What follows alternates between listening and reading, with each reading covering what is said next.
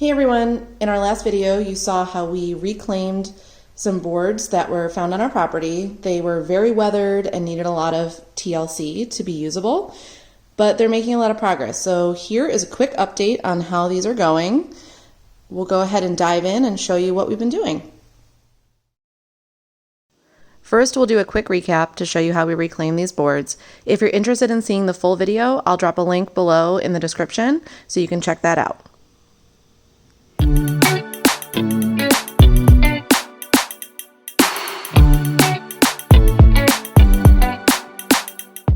We gave the wood glue a few days to dry, and then it was time to take this piece to the drum sander.